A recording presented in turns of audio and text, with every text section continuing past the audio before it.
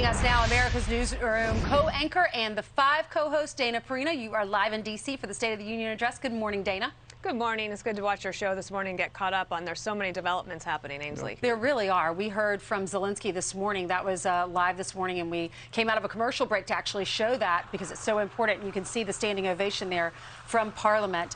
What do you expect Joe Biden to focus on tonight? I mean, we have this Russian invasion, we have inflation, supply chain crisis, we have gas prices through the roof, open borders. How is he going to spin it in a positive light?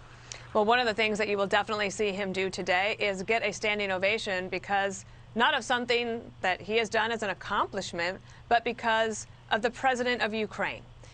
This man, Volodymyr Zelenskyy, has united the West and even people in our country to be inspired by his courage and his bravery. So I think the first standing ovation you will see tonight in a moment of unity and a little bit of a grace note will be about the president of Ukraine.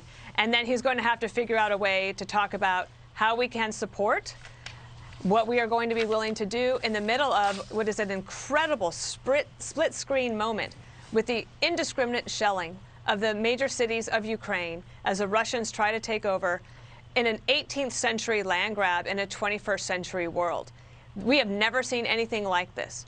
And States of the Union addresses, they usually take months to put together. Yeah. I imagine that this one went through many revisions over the last several days. No kidding. We understand the president is going to talk a little bit about how he rallied the world to help Zelenskyy with sanctions and stuff like that. He's also going to push for more Build Back Better, pass it, because it will help the average American, Dana, he's going to say. But what's going to be interesting, after the president, then you've got the Iowa governor, Kim Reynolds. She's going to give the Republican point of view. And then Rashida Tlaib, who's a Democrat, is going to have a rebuttal to the rebuttal to the rebuttal. Yes, you know, one of my rules is never accept the rebuttal assignment. However, I'm excited about Governor Reynolds. I feel like she is somebody who deserves more attention in the Republican Party, really making that state hum along economically. She was smart on her COVID rules and I think a real leader in the future of the party.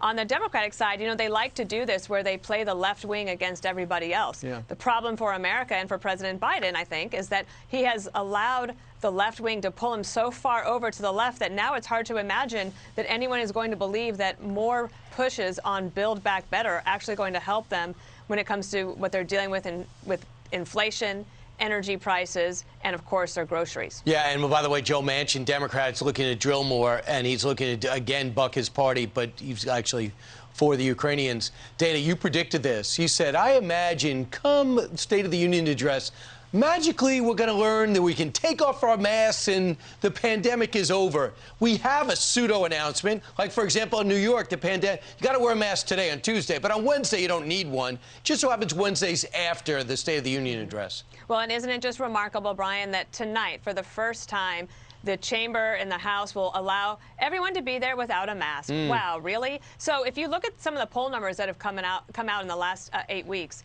you see that President Biden's numbers on COVID have continued to decline.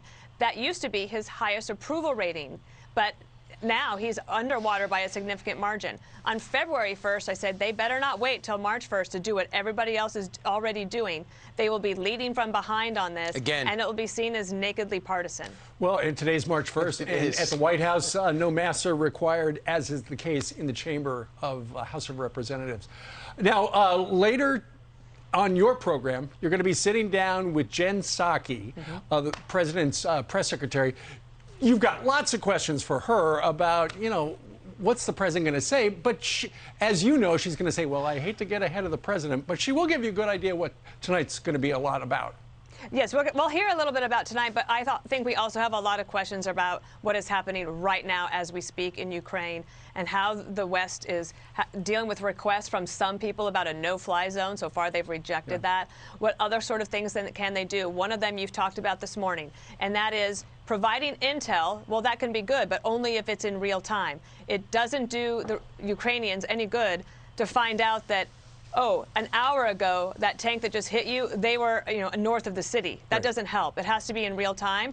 But at some point, Vladimir Putin might say, well, now America has entered this war, or the West has entered this war, if we are providing real-time intelligence. But are we going to get a standing ovation for Zelenskyy and then support him? or get a standing ovation for Zelenskyy and then sit back and tell him to hope for the best.